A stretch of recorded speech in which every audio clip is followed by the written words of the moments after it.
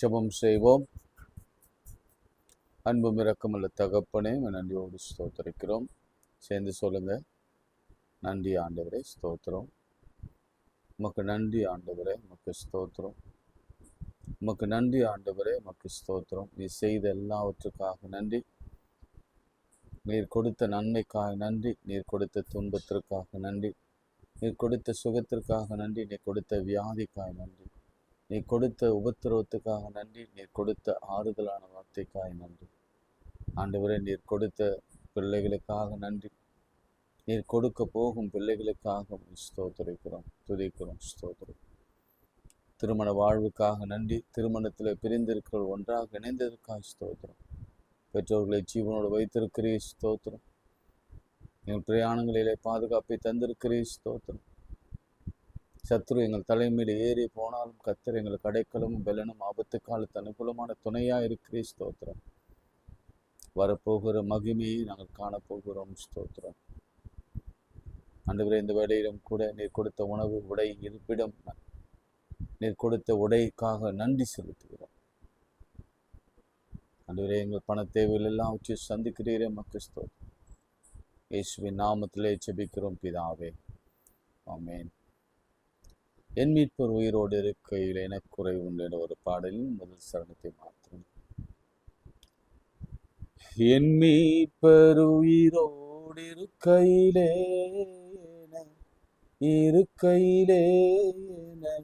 எனக்கு குறை உண்டு நீ சொல் மனமே. என் மீட்பர் உயிரோடு இருக்கையிலே என்ன குறை உண்டு நீ சொல் மனமே. கவலைகள் தீர்ப்பார், கண்ணீர் துடைப்பார், கடைசி மட்டும் கைவிடாதிருப்பார். கவலைகள் தீர்ப்பார், கண்ணீர் துடைப்பார், கடைசி மட்டும் கைவிடாதிருப்பார். பாவம் மன்னிப்பளிப்பார், பாக்கியம் கொடுப்பார், பரம பதவியினுள் என்றனை எடுப்பார். என் மீட்பர் உயிரோடு இருக்கையிலே என்ன குறை உண்டு நீ சொல் மனமே. பாவமோ மரணமோ நரகமோ பேயோ பயந்து நடுங்கிட ஜெயம் சிறந்தோ. பாவமோ மரணமோ நரகமோ பேயோ பயந்து நடுங்கிட ஜெயம் சிறந்தோ. பாவமே தீர்த்தோ சர்க்குருநாதன் சஞ்சலமீனியே நெஞ்சமே மகிழ்வாய். என் மீட்பர் உயிரோடு இருக்கையிலே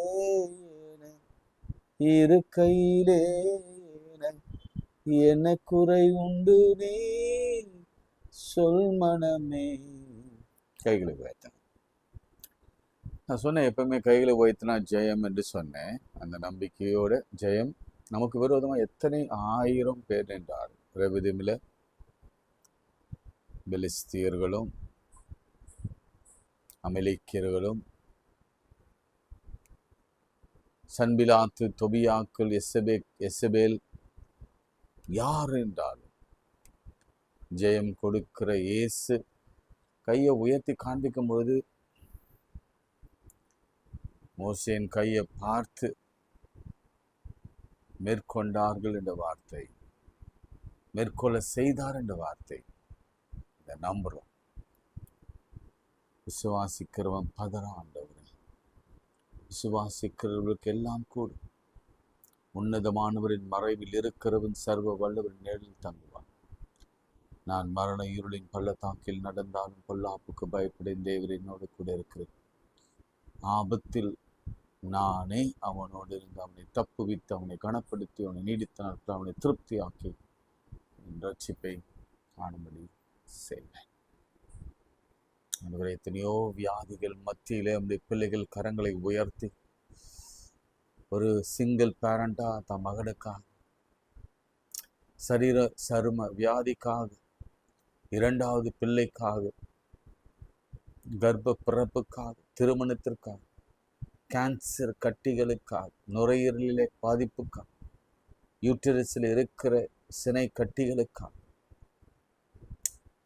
முழங்காலில் இருக்கிற பிரச்சனைகள், கைகளில் இருக்கிற பிரச்சனைகள், கண்களில் இருக்கிற பிரச்சனைகள், மூளை மண்டலங்களில் இருக்கிற பிரச்சனைகள், மார்பு வலி, இடது பக்கம் நான் காண்பிக்கிற இடத்துல இப்பொழுதும் ஒருவருக்கு ஒரு ஆண், ஓ தேங்க்யூ லார்ட், இந்த வலி இப்பொழுதும் மறைகிறது நான் பார்க்க. அதற்கான காரண காரியங்களை ஆராயாதீங்க. கர்த்தர் விடுதலை கொடுக்கிறார்.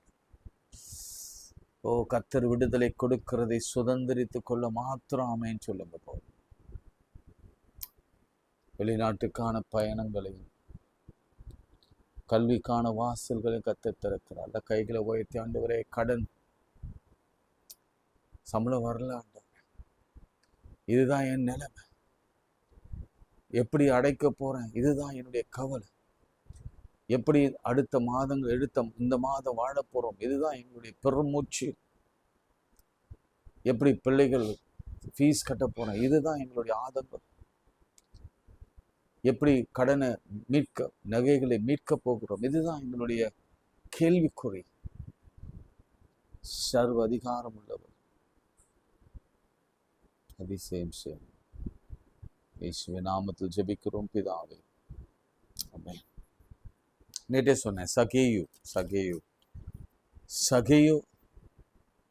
அப்படின்னா நேற்று உங்களுக்கு நல்லா சொன்ன, புதுசா பார்க்கிறவங்களுக்கு பியோர் இன்னசென்ட் அப்படின்னு அர்த்தம். உங்க பேர் கூட நீங்க என்னன்னு பார்த்துக்கோங்கன்னு சொன்னேன்.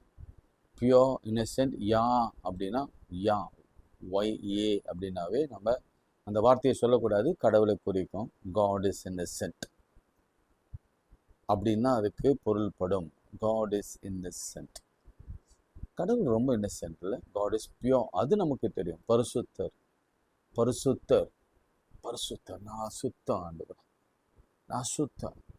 அசுத்த உதடுள்ள மனுஷன், ஏசாயா தீர்க்கதரிசி, அசுத்த உதடுள்ள மனுஷன் மத்தியில நான் வாழ்ந்து கொண்டு இருக்கிறேன் அப்பா, அசுத்த, நீ பரிசுத்தர் அப்பா. அவர் இன்னசென்ட்டா இருக்க போவதனாலதான் நம்ம நிறைய கேள்விகள்லாம் கேட்கும் பொழுது அமைதியா இருக்கிறார். தப்பு செய்யும் பொழுது அவர் நம்மை தண்டிக்காம இருக்கார், பல நேரங்களில் அடிக்காமலும் இருக்கார், சில நேரங்களில் நாம் மரண தண்டனை கொடுக்காமலும் இருக்கிறார். காரணம், அவர் ரொம்ப இன்னசென்ட், அவர் குழந்தையை போல அவர். ஸோ காட் இஸ் இன்னசென்ட், அதுதான் சகேயு பேருக்கு அர்த்தம். சரி, நேற்று தினம் எங்க நம்ம விட்டோம்னா, அவன் குள்ளனாய் இருந்தபடியால் ஜனக்கூட்டத்தில் அவரை காணக்கூடாமல் அவர் போகும் வழியிலே முன்னாக ஓடி, ஓடி. நீங்க இந்த ஓடி அப்படின்ற ஒரு வார்த்தை இருக்க, யார் ஓடுவா? முதலாவது ஆண்டவர் இன்னைக்கு நமக்கு கற்றுக் கொடுக்கிற பாடம் சகேயை விட்டு இருந்து கரேஜ், தைரியம். நான் உடைஞ்சுதான் போயிருக்கிறேன், நிச்சயம் உடைஞ்சு போயிருக்கிறேன். நாளைக்கு என்ன நடக்கும்னு எனக்கு நிச்சயம் தெரியாது. பைபிள்ல சொல்லியிருக்கிறபடி, ஆண்டவர் சொன்ன வார்த்தையின்படியே 2 அப்பத்தை தாரோம் ஆண்டவரே, நாளை தினத்தை குறித்து கவலைப்படாதே, அதன் நாளுக்கு அதன் பாடுகள் போதும் என்று சொல்லுகிற அளவுக்கு இன்னும் தெரியல. ஆண்டவர் எனக்கு ஒரு விசுவாச வாழ்க்கையை அவர் நடத்தி கொண்டிருக்கிறார். ஆச்சரியமா இருக்கு. இது ஒரு நியூ ஃபேஸ் ஆஃப் எக்ஸ்பீரியன்ஸ். எனக்கு இது வரைக்கும் நான் சந்தித்திராத ஒரு ஃபேஸ் ஆஃப் எக்ஸ்பீரியன்ஸ். நாளைக்கு என்ன நடக்கும் தெரியாது, என்ன வரும் தெரியாது, அது நன்மையா வருமா தீமையா வருமானு கூட எனக்கு தெரியாது. இந்த இரவு தூங்கணும், அவ்வளவுதான். அதனால எனக்கு அதன் பாடுகள் அது நாட்களிலே போதும் என்று சொல்லுகிற மாதிரி, அது சந்திக்க நமக்கு தைரியம் வேணுமா? நம்ம ஜெபிக்கணும், ஆண்டவரே எங்களுக்கு கொஞ்சம் தைரியம் கொடுங்கப்பா, கரேஜ் கொடுங்க. இவையெல்லாம் கடந்து போகும், முடியல, நமக்கு அந்த தைரியத்தை நம்மளால வளர்க்க முயற்சி எடுக்கிறோம். வியாதி, பலவீனங்க, சோர்வுக, எதிராளிங்க, நமக்கு எதிர்த்து நிற்பவங்க, எப்போ படிவாங்களான்னு காத்திருக்கிறவங்க, கேன்சரு, கடன், அப்புறம் வேலை இல்லாத கொடுமையான ஒரு நிலைமை, இவையெல்லாம் பார்த்தா மனதில் பயம்தான் வருது. பயம் வருது. இது சுவாபம், மனித சுவாபம். ஆதாம் ஏவாளுக்கு முதல் வந்த உணர்ச்சியே அவர்கள் பயந்தபடியினாலே. அந்த டிஎன்ஏல வந்தவங்க. ஆனாலும் ஆண்டவர் இந்த சகைவிடத்துல கற்றுக் கொடுக்கிற பாடம் என்ன? தைரியமா. ஏன்னா ஏன் தைரியமா அப்படின்னு சொல்றேன்னா, இவன் ஒரு டாக்ஸ் கலெக்டர்.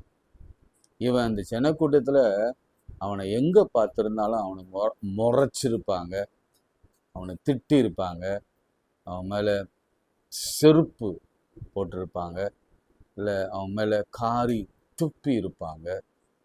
ஏனென்றால் அவ்வளவு கொடுமையான ஒரு டாக்ஸ் சீஃப் கலெக்டர் அவன். ஆனாலும் அதை பற்றி அவன் கவலைப்படவில்லை. என்ன சொல்ல முடியும்? நான் ஆண்டவரை சந்திக்க போவேன். அந்த தைரியம் நமக்கு வேணும். தைரியம் புருஷ லட்சணம்னு சொல்லுவாங்க. ஆனா எல்லாரும் எத்தனை பேர் நம்ம தைரியமா எல்லாத்தையும் ஃபேஸ் பண்றோம்? சில நேரங்களில் ஆண்கள் தைரியமா ஃபேஸ் பண்ணுவதை காட்டிலும் பெண்கள் பிரச்சனைகளை அதிகமா தைரியமா ஃபேஸ் பண்ணுகிறதை நான் பார்த்திருக்கிறேன். என்னுடைய வாழ்க்கையில நான் தோல்வியை தான் கண்டிருக்கிறேன். நான் கொஞ்சம் பயந்த சுவாபம் தான். அதனால இன்னைக்கு ஆண்டவர் என்னோடு கூட பேசுகிற வார்த்தை இதுதான், தைரியமாயிரு, திடன்கோள். யோசுவா 1:5-9 ஆண்டவர் இன்று நினைவு கூறுகிறார். ஒரு ஊழியக்காரர் வழியாக எனக்கு கொடுத்த வாக்குத்தத்தம் அது. 2016 ஆண்டு. உனக்கு திடன் கொண்டு திடமனதாய், பலன் கொண்டு திடமனதாய் இரு, நீ போகும் இடமெல்லாம் தேவனாகிய கர்த்தர் உன்னோடு கூட இருக்கிறார். உனக்கு விரோதமாக உருவாக்கப்படுகிற எந்த ஆயுதம் வாய்க்காதே போகும். அந்த ஆண்டவர் சொன்ன வார்த்தை நான் திரும்பவும் நினைவு கூறுகிறேன். தைரியமாயிரு. அந்த தைரியத்தை வளர்த்துக்கொள்ளணும். என்ன வேணா நடக்கட்டும், நம்ம திருகிய கர்த்தர் அணைய விட மாட்டார். அந்த ஒரு தைரியம் அப்படின்னு என்ன அர்த்தம் சொல்றது உங்களுக்கு புரியுதில்ல? என்ன வேணா நடக்கட்டும், நம்ம மாண்டு போக மாட்டோம். என்ன சூழ்நிலை வேணா வரட்டும், நாம மண்ணுக்குள்ள போக மாட்டோம். கர்த்தர் நம் பட்சத்தில் நிற்கும்போது மனுஷன் நமக்கு என்ன செய்வான்? ஏறி போவான் தலையில. ஆனாலும் அவன் தாழ விழுவானே தவிர நாம் எழுந்திருப்போம் என்பதை ஒரு காலம் நாம் மறந்துவிடக்கூடாது. ஓடினான். ரெண்டாவது, ஒரு சைல்ட போல, ஒரு சிறு பிள்ளையை போல, ஒரு சிறு பிள்ளை. அந்த குணம் பாருங்க. சிறு பிள்ளை போல மரத்துல கடகடகடான்னு ஏறுறான். யாருக்கு அது தோணும்? கொஞ்சம் யோசித்து பாருங்களேன். ஒரு நல்ல பொசிஷன்ல இருக்கிறவன், நல்ல பதவியில இருக்கிறவன், அந்த எரிகோவே அவனை பார்த்து நடுநடுங்கும். அவன் என்ன பண்றான்? மரத்து மேல ஏறினானாம். Like a child. நமக்கு கூட அந்த சிறு பிள்ளை போல அந்த விசுவாசம் நமக்கு அவசியம். அப்பா கையை பிடிச்சிட்டோம்னா அவர் எந்த காரணத்தை கொண்டும் நாம விட்டு போக மாட்டாரு. இல்லைன்னா ஒண்ணு செய்வோம், ஆண்டவரே நீங்க என் கையை பிடிச்சிருங்க, என்னை விட்டுறாதீங்க. தகப்பன் தன் பிள்ளையை சுமப்பது போல, தகப்பன் தன் பிள்ளைய கையை பிடிச்சு அழைத்து கொண்டு போவது போல. அதான் மேலேருந்து குதினா கூட சின்ன குழந்தை தைரியமா குதிக்கும். காரணம், அவனை ஏந்துகிறது, அந்த குழந்தை ஏந்துகிறது தகப்பன், கீழே நிற்பது தகப்பன். அதனால கவலைப்படாதீங்க, எனக்கு தைரியமா இருக்கு. குழந்தை போல ஒரு விசுவாசம் உங்களுக்கு அவசியம் தேவை. இதுக்கு ஏதாவது பைபிள் ஒப்பிட்டு இருந்ததுன்னா எனக்கு தைரியமா, ஐம் சாரி, எனக்கு எழுதி அனுப்புங்க. நான் சாரி, தைரியமான்றேன், எழுதி அனுப்புங்க. குழந்தையை போல விசுவாசம், குழந்தையை போல. காட்டத்தை பார்க்கும்படி காட்டத்தி மரத்தின் மேலே ஏறினான். இயேசு அந்த இடத்தில் வந்தபோது அண்ணாந்து பார்த்து அவனை கண்டு, சகேயுவே, நீ சீக்கிரம் இறங்கி வா, இன்றைக்கு நான் உன் வீட்டில் தங்க வேண்டும் என்றார். ஃபர்ஸ்ட் டைம் இந்த என்டையர் பைபிள் இயேசு கிறிஸ்து தாமே, நேத்தே சொன்னேன்னு நினைக்கிறேன், இயேசு கிறிஸ்து தாமே நான் வீட்டுக்கு வர்றேன் அப்படின்னு சொன்ன இடம் இதுதான். எப்பவுமே ஆண்டவருடைய வார்த்தை என்ன சொல்லுகிறதுன்னா, மத்தேயு 6:4, கேளுங்கள் கொடுக்கப்படும், தட்டுங்கள் திறக்கப்படும், தேடுகிறவன் கண்டடைவான், என்னை நோக்கி கூப்பிடு, நான் உனக்கு மறு உத்தரவு அளிச்சேன். இதுதான் என்டையர் பைபிள்ல ஃபர்ஸ்ட் டைம் ஒரு வீட்டுக்கு நான் வரேன், அதாவது யாரோ ஒரு எக்ஸ் வீட்டுக்கு நான் வரேன் என்று சொன்ன இடம் இது. அதனால உங்க ஜெனரல் நாலேஜ் பிள்ளைகளுக்கு நீங்க சொல்லிக் கொடுக்க விரும்பினா, பேதுரு வீட்டுக்கு அவரை அழைச்சாங்க. ஏன் அதன் பிறகு சீமோன் வீட்டுக்கு அழைத்தாங்க. மார்த்தாள் மரியாள் வீட்டுக்கு அழைத்தாங்க, அவர் போனார். ஃபர்ஸ்ட் டைம் நான் வரேன் அப்படின்னு சொன்ன இடம் அதுதான். இங்க நிறுத்திட்டு நான் உங்களுக்கு ஒரு சத்தியத்தை விளங்கப்படுறேன். உங்க வீட்டில் இன்னைக்கு யார் இருக்காங்கன்னு எனக்கு தெரியாது. பிசாசு இருக்கலாம், சாபம் இருக்கலாம், வியாதி இருக்கலாம், தரித்திரம் இருக்கலாம், பொல்லாத கெட்ட ஆவிகள் இருக்கலாம். ஆனா இயேசு கிறிஸ்து வழி அருகே நின்று அவர் சொல்ற வார்த்தை, நான் வீட்டுக்கு வரப்போகிறேன். லாசரு யாரு? யூதருக்கு எதிரியானவன், யூதருக்கு விரோதி, யூதரை சுரண்டி பிழைக்கிறவன், யூதர்களுக்கு இடத்துல நிறைய காரியங்களை அவன் அவன் அவன் ஸ்குவீஸ் பண்ணி அவங்கள அப்படிப்பட்ட ஒரு சூழல்ல இருந்தவன் வீட்டுக்கு என் ஆண்டவர் போகிறார். சரி, இங்க நிறுத்திட்டு ஒரு விஷயம் என் மனசுல பட்ட விஷயத்தை நான் சொல்றேன். ஆண்டவருடைய நேச்சர் நமக்கு இருக்காங்க. இப்போ ஆண்டவர் ஒரு யூதர் தான். அவருக்கும் ஒரு நேரம் ஒரு பிரச்சனை வந்தது, டாக்ஸ் கட்டுற பிரச்சனை. அவரை நடு ரோட்ல நிக்க வச்சு கேட்டாங்க. அது நான் உங்களுக்கு சொல்லியிருக்கேன். நடு ரோட்ல நிக்க வச்சு அசிங்கப்படுத்தினாங்க. உங்களுக்கு தெரியுமா, இந்த கடன் கொடுத்தவன் நின்று கேட்கறதும், போன்ல மிரட்டுறதும், அது வீட்டு வாசல்ல நின்று காலிங் பில் அடிச்சு உனக்கு வெக்கம் இல்லையான்னு கேட்கறதும் பல நேரங்களில நாம் இதை சந்தித்திருக்கிறோம். நான் தலை காட்ட முடியாத பல வேலைகளில படுத்துறங்கி இருக்கிறோம். இன்னைக்கு கூட என் வாழ்க்கையில வெறுமைதான். நான் இதை என்னோடு கூட ஒப்பிட்டு பார்க்க விரும்புகிறேன். என் வீட்டுல வெறுமை இல்லை, என் வீட்டுல ஒண்ணும் இல்லை, எங்க வீட்டுல கொஞ்சம் தான் இருக்கு. இது எனக்கும் ஆண்டவருக்கு மாத்திரமே தெரியும். அவ்வளவு உபத்திரவத்துல நான் குகைக்குள்ள போய் கொண்டிருக்கோம். எலியாவை நடத்தினது போல, எலிசாவை நடத்தினது போல தீர்க்கதரிசி, ஏன் அது வரும் மகிமைக்காக இருக்கலாம், அது எனக்கு தெரியல. ஆனா அட் பிரசன்ட் என் வாழ்க்கையில ஒண்ணும் இல்லை. அது மட்டும், அது அந்த விஷயத்த அப்படி ஓரம் வச்சிருங்க. இப்போ இயேசுக்கு சகேயு டெட் அகெயின்ஸ்ட். நான் எங்க வந்தேன்னா, ஒரு தடவை டாக்ஸ் கேட்ட பொழுது ஆண்டவருக்கு அவசியமே இல்லை போய் ஒரு மீன் வாயிலிருந்து வெள்ளி பணத்தை அற்புதமா கொண்டு வருவதற்கு அவசியமே இல்லைங்க. ஒரு வெள்ளி பணம், ஒரே ஒரு வெள்ளி பணம். நல்லா யோசிச்சு பாருங்க, அந்த மிராக்கிள் எதுக்குங்க? எதுக்கு அந்த மிராக்கிள்? போப்பா, ஒரு தூண்டில போடுப்பா, தூண்டில ஃபர்ஸ்ட் கிடைக்கும், ஒரு மீன் கிடைக்கும், அந்த வாயத்தர அந்த மீனை பட்டினி போட்டு யாரோ ஒருத்தர் அந்த கடல் பிரயாணமா போயிருக்கணும். அவன் அந்த வெள்ளி காசை பாக்கெட்ல இருந்து தவற விட்டுருக்கணும். அந்த வெள்ளி காசை அந்த மீன் பிடிச்சிருக்கணும். அந்த மீன் அந்த இடத்துக்கு வந்திருக்கணும்.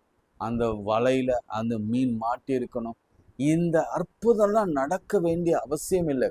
காரணம் என்னன்னா, கடன் சுமை, வரி சுமை, அசிங்கம், அவமானம், பணம் இல்லாத ஒரு நிலைமை. இன்றைக்கு அதுதான். நம்ம பிள்ளைகளை வளர்க்க ஒண்ணும் இல்லை, நாதி இல்லை.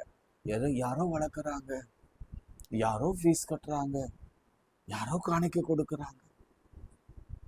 எனக்கு பல நேரங்களில் இங்கே உட்கார்ந்து எனக்காக ஜெபம் பண்ணுங்க, என்னுடைய ஃபினான்ஷியல் கிரைசிஸ்க்காக ஜெபம் பண்ணுங்க என்று சொல்வதற்கு உள்ளம் கூசுது. ஏன் ஆண்டவரே இந்த நிலை வர வேதனையா இருக்கு. கண்ணீர் விட்டுருக்கேன், திருமுறை கண்ணீர் விட்டுருக்கு. ஒரு காலத்துல வாழ்ந்த வாழ்க்கை என்ன இல்லை நான் நினைச்சு பார்க்குறேன். பொழுதெல்லாம் நான் இங்கிலாந்துலேருந்து வந்த பிறகெல்லாம் கேட்குறவங்களுக்கெல்லாம் நான் சொல்றது 2000 ஆண்டுல திடீர்னு கல்யாணம் வந்து கேட்பாங்க, ஒரு 10,000 ரூபாய். 10,000 ரூபான்றது இந்த காலத்துல 20 ஒரு ஒரு ஒரு ஒரு தாலி வாங்கிடலாம். 2000ல 2001 2000 எவ்வளோ வந்து எவ்வளோ செலவு பண்ண எனக்கே தெரியும். அவ்வளவு செலவு, அவ்வளவு லாவிஷான வாழ்க்கை. கிட்டத்தட்ட ஒரு 2-3 கார் மாத்துறேன், செகண்ட் ஹேண்ட் கார் வாங்கிட்டு. அவசியம் இல்லாத செலவு. வீட்டு மேல பணத்தை நிறைய இறைச்சி, நிலத்து மேல பணத்தை இறைச்சி. ஆண்டவர் எவ்வளோ கொடுத்தா, ஆனா இப்போ ஒண்ணும் இல்லை. டாக்ஸ் கட்ட கூட நேரம் இல்லை, டாக்ஸ் கட்ட பணம் இல்லை இயேசுவிடத்தில். இப்போ அப்படி கலெக்ட் பண்ண ஒருத்தன் வந்து ஆண்டவரிடத்துல வந்தான்னா, ஆண்டவர் ஏன் இதை சொல்ல வரேன்னா, ஆண்டவர் அவனை எப்படி பார்த்திருக்க வேண்டும். ஒரு சாபத்தை போடுவாங்க பைபிள், உங்களுக்கு தெரியும் என்ன சாபம்? ஐயோ உனக்கு, ஐயோ உன் குடும்பத்திற்கு, ஐயோ உன் பிள்ளைகளுக்கு, ஐயோ நீ நல்லாவே இருக்க மாட்ட, நீ நாசமா போக. ஏன்னா ஆண்டவர் அடிக்க மாட்டார். ஆண்டவர் சொல்லியிருப்பாரு, நீயும் குடும்பம் சபிக்கப்பட்டு போ, நீ எதுக்கடா என்கிட்ட வந்த? எப்போ பழி வாங்கலான்னு காத்து வந்திருப்பார் ஆண்டவர். வந்துட்டான்டா நம்ம துரோகி, என்ன துரோகி வந்துட்டான்.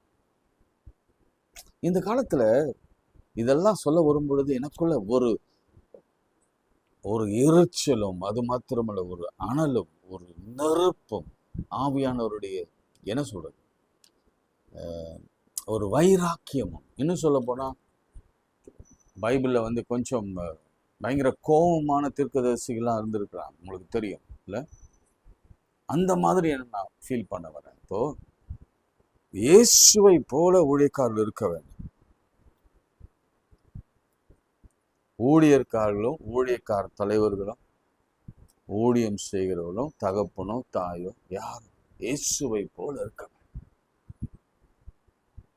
ஆண்டவர் அதுக்கு தான் அந்த பதவியை கொடுத்து கீழே இருந்தவனை அவனை தூக்கி, அவர் லிட்டில் மேனை தூக்கி தாழ்விடங்களிலிருந்து யோசேப்பை தூக்கி, சிங்க கபியில தூக்கி, சிறைச்சாலிருந்து தூக்கி ஒரு அரியணையில அமர வைக்கிறது ஆண்டவர். அங்க வந்துட்ட பிறகு இங்க அவன் இனச்சானாகிய ஒருத்தன் வரான். அவன் தப்பே பண்ணிருக்கட்டும், சுகபோகமாய் வாழ்ந்திருக்கட்டும், ஏதோ ரோமர் ஆட்சியில அவன் நல்லா வாழ்ந்தான்னு வச்சுக்கோங்களேன், ஏதோ அவன் கூலிக்கு மாரடிக்கிறவனா இருந்திருக்கலாம். அது நம்மால அதுக்கு விளக்கத்தை கொடுக்க முடியாது, ஏன்னா அவனுடைய வேலை அது. அவனுக்கு கிடைச்ச ஒரு என்ன சொல்றது, ஒரு அனுகூலம், அது அனுகூலமான காரியம், அது எல்லாருக்கும் கிடைக்காது. அவனுக்கு கிடைச்சது, அதனால அவன் நல்லா வாழ்ந்தான். அவன் நிறைய பணம் சம்பாதிச்சான், நிறைய ஏமாற்றினான், பரவாயில்ல, சுகமாய் வாழ்ந்தான். ஆனா இயேசு அவனை விரோதிக்கல, அவனை அவமானப்படுத்தல, அவனை ஒடுக்க நினைக்கல, அவனை அழிக்க நினைக்கல, அவனை சபிக்க நினைக்கல. ஆனா அவர் சொல்றாரு, நான் சீக்கிரம் இறங்கி வா, நான் உன்னோடு கூட உன் வீட்டுல தங்க வேண்டும், நான் இன்றைக்கு உன் வீட்டில தங்க வேண்டும். இதுதாங்க இயேசுவின் குணம். இந்த இயேசுவின் குணம் ஒரு தலைவனுக்கும் ஒரு ஊழியக்காரனுக்கும் ஊழியக்காரனுடைய தலைவனுக்கும் இருக்கலன்னா அவனை நீங்க பார்த்துங்க யாருன்ட்டு. Who is he? மன்னிக்கிற சுவாபம் இல்லாம, ரீகன்சைல் பண்ற சாபம் இல்லாம, பழி வாங்க ஒரு எண்ணம், கேவலமான ஒரு எண்ணம். இயேசு விடத்துல கத்துக்குங்க. நான் சொல்லி கொடுத்து நீங்க கத்துக்க வேண்டிய அவசியம் இல்லை. நிறைய பேர் இந்த மாதிரிதான். நாம நல்லா வளர்ந்துட்ட பிறகு, உயர்ந்துட்ட பிறகு, நம்ம கீழே இருக்கிறவங்கள நாம என்ன நினைக்கிறோம், வந்துட்டாங்க, நம்ம தேடி வந்துட்டாங்கன்னா அவங்கள காலால உதைத்து அவங்கள இன்னும் இன்னும் மோசமான அளவுக்கு கேவலப்படுத்த முடியுமோ அவ்வளவு தூரம் கேவலப்படுத்துவோம். நல்லதுக்கே அல்ல. இப்படி பார்த்தா நான் என்ன சொல்வேன், நீங்க கிறிஸ்டினா இருக்க வேண்டிய அல்லது கிறிஸ்துவ ஊழியர்களாக இருக்க உங்களுக்கு தகுதியே இல்லைன்னு நான் சொல்றேன். You are not fit to be a leader, or you are not fit to be a pastor. You are not fit to be a maybe என்ன பொசிஷன் இருக்கிறீங்களோ அந்த பொசிஷன் சொல்றேன். ஏன் ஈவன் நான் சொல்றேன், சகைவை என்ன வேணா பண்ணிருக்கலாம். ஜனங்களை பார்த்துட்டே அவனை அச்சு தூக்கி போடுங்க தூரம்னு சொல்லியிருக்கு. ஜனங்க பார்த்துட்டு சொல்றாங்க, பாரு அவங்க சொல்றாங்க, பாருங்க அடுத்த வருஷம் பாருங்க, அது கண்ட யாவரும் அவன் பாவியான மனுஷனத்தில் தங்கும்படி போனார் என்று முறுமுறுத்தார்கள். சகையு நின்று கர்த்தரை நோக்கி, அதெல்லாம் உங்களுக்கு தெரியும், நான் பிறகு அதை சொல்றேன். இயேசு அவனை நோக்கி, இன்றைக்கு இந்த வீட்டுக்கு ரட்சிப்பு வந்தது, இவனும் ஆபிரகாமின் குமாரனார். இழந்து போனதை தேடவும் ரட்சிக்கவுமே மனுஷகுமாரன் உலகத்தில். அதுக்கப்புறம் ஒரு ஓமையை சொல்றார். இன்னைக்கு ஆண்டவர் என் உள்ளத்தில் இருக்கிற பாரங்கள் எல்லாத்தையும் இறக்கி போட்டிருக்கார். விஷயம் தெரியுமா? ஒன்று சொல்றேன் உங்களுக்கு, நான் ரொம்ப கிளியரா இருக்கேன். I don't want to hide anything. இன்னைக்கு நான் சகேயு மாதிரி தான் என்னோட வாழ்க்கை. இன்னைக்கு பலர் நீங்களும் சகேயு மாதிரி தான் இருக்கிறீங்க. ஒருவேளை தப்பு செய்திருந்தாலும், ஒருவேளை நம்ம ஆண்டவர் நமக்கு பல சூழ்நிலைகளில் பலரிடத்துல சுகமாய் வாழ்கிற ஒரு வாழ்க்கையை நமக்கு கொடுத்திருந்தால், என் ஆண்டவர் என்னை சந்திக்க வரும்பொழுது அவருடைய பார்வை வித்தியாசமான பார்வை. நான் மனுஷன், நான் இயேசுவை போல நான் அடுத்து பேதுருக்கு அடுத்து நான் தான். பேதுரு தான் நம்மளுக்கு கல்லின் மேல் சபையை கட்டுவேன் அப்படின்னு சொல்லிட்டு அப்படியே வருவாங்க. அதுக்கப்புறம் நான் ஊழியக்காரன், நான் ஒரு தீர்க்கதரிசி, நான் ஒரு ஆசாரியன், நான் ஒரு லேவியன், நான் ஒரு மிராக்கிள் ஒர்க்கர், என்னை பார்த்தா பிசாசு நடுநடுங்கும் என்றெல்லாம் சொல்லி நாமே காலர் தூக்கி விட்டு கொண்டாலும் அந்நீரை உபசரிக்கலாம். அல்லது நீங்க இது பொருந்தலைன்னா என்ன சொல்லுவாங்க, அதனால ஒரு வார்த்தை, நலம் பொருந்தலாம்.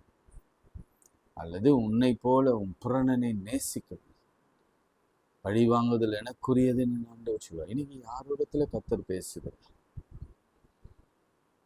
அதற்கான விளைவுகள் நிச்சயம் சந்திக்கப்படும். நான் இதே சொல்றேன், விளைவு வரும். நீ எரிச்சலான நியாயம் இல்லாம சுகத்திரிடத்துல நீ எரிச்சல் அடைஞ்சா அதனுடைய ஆக்கினை தீர்ப்படைவார். செத்து போன பிறகா இல்ல, இங்கே தான்.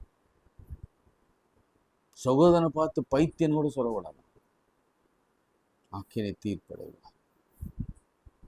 ஆண்டவர் சொன்னார், வாசற்படியில் நின்று இதை கதவு தட்டுகிறேன், ஒருவன் என் சத்தத்தை கேட்டு வெளிப்படுத்தல் 3ஆம் அதிகாரம் கதவை திறந்தார், நான் உள்ளே போய் அவனோடு கூட போஜனம் பண்ணுவேன், அவன் என்னோடு கூட போஜனம் பண்ணுவான். என்னுடைய ஜெபம் எல்லாம் இயேசு லாசருவை எப்படி நேசிச்சாரோ அப்படி ஒரு சமூகம் உருவாகும். இயேசு ஒருவேளை லாசருவை வெறுத்திருந்தார்னா பரவாயில்ல, நீங்களும் வெறுக்கலாம், ஆனா வெறுக்கல. அப்படி நீங்க இயேசு மாதிரி இல்லாம வெறுக்கிறவர்கள் கூட்டத்தில் இருந்தீங்க, ஜனங்க வெறுக்கிறவங்களா இருந்தாங்கன்னா உங்களை திருத்தவே முடியாது. குடும்பத்தில் கூட கணவன் மனைவி மாமியார் மருமகள் இப்படி பல விதமான சண்டை சச்சரவுகள் உங்களுக்குள்ள இருக்கலாம். ஆனாலும் எல்லாத்தையும் விட்டுருங்க. அவங்க வராங்களா, அவங்களை ஏற்றுக்கொள்ள அந்த மனப்பக்குவம் நமக்கு வேணும். இன்னைக்கு சொல்றேன், நீங்க பரலோகத்துக்கு போகணும்னா நிச்சயமாக அடுத்த ஒரு ஊமையாக தான் வருது. பரலோகத்துக்கு போகணும்னா உன்னை போல நீ பிறனை நேசிக்க வேண்டும், மன்னிக்கணும், அவனை ஏற்றுக்கொள்ள வேண்டும். உன் சிறியல் ஒருவனை ஏற்றுக்கொள். உன் சிறியல் ஒருவனை நீங்க ஏற்றுக்கொள்ளும்.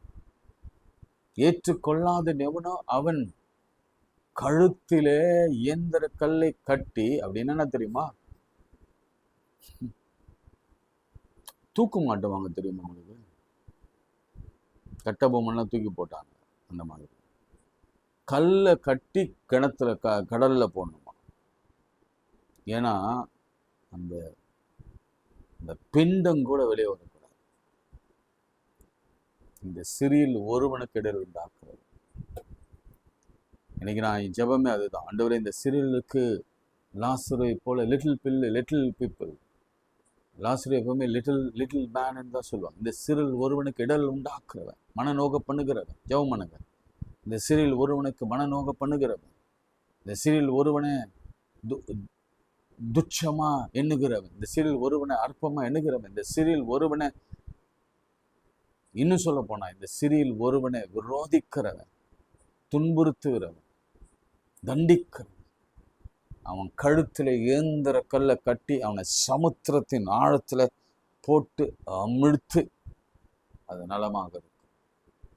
அது என் கண்களிலே பார்க்கிறேன். கர்த்தருடைய பிள்ளைகள் மீது அவருடைய கரமும், கர்த்தருடைய பிள்ளைகளுக்கு விரோதமாக இருக்கிற மீது அவருடைய சினமும் வெளிப்படும் என்று வேதம் சொல்லுகிறது. இன்னும் வியாதியிலே, பலவீனத்தில், நோயில் இருக்கிற ஒவ்வொரு பிள்ளைகளையும் குணமாகும். இன்று கண்ட எகிப்தனை நீ காண்பதில்லை. பெருமை, நகந்த எல்லாம் அழிக்கப்படும்.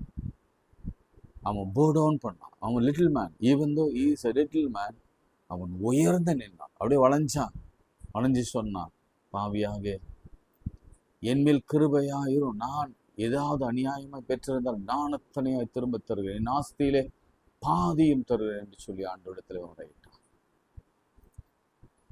சிறு பிள்ளைகளை நீங்க உபத்திரப்படுத்தீங்கன்னா இயந்திர கல்லை கட்டி உன் சமுத்திரத்தின் ஆழத்தில் விழுவது நிச்சயம். ஆண்டவரே, அப்படி செய்ய போகிறதுக்காக ஸ்தோத்திரம். இது செய்ய போகிறதுக்காக ஸ்தோத்திரம். இது எச்சரிப்பின் செய்தி ஆண்டவரே. இந்த செய்தி வார்த்தை காற்றில் எங்கெங்கெல்லாம் பரவுகிறதோ, யாரெல்லாம் இப்படி துன்பப்படுத்துகிறாங்களோ, வேதனைப்படுத்துகிறாங்களோ, இயேசுவை போல வாழ என்று சொல்லிட்டு இயேசுவுக்கு நேர் எதிராக வாழ நினைக்கிறாங்களோ, அந்த கேரக்டர் கொஞ்சம் கூட இல்லாமல் வாழ்றாங்களோ, அவங்க கழுத்துல எல்லாம் எந்திர கல்லை கட்டி அவங்க சமுத்திரத்துல ஆழத்துல போடுங்கப்பா. உம்மை துதிக்கிறோம், உம்மை போற்றுகிறோம். இயேசுவின் நாமத்தில் ஜெபிக்கிறோம் நல்ல பிதாவே, ஆமென். நமது ஆண்டவராகிய இயேசு கிறிஸ்துவின் கிருபை, பிதாவாகிய தேவனுடைய அன்பு, பரிசுத்தாவின் ஐக்கியம் நம் அனைவரோடு மீண்டும் சதாக்கு நிலைத்திருப்பதாக. ஆமென். God bless.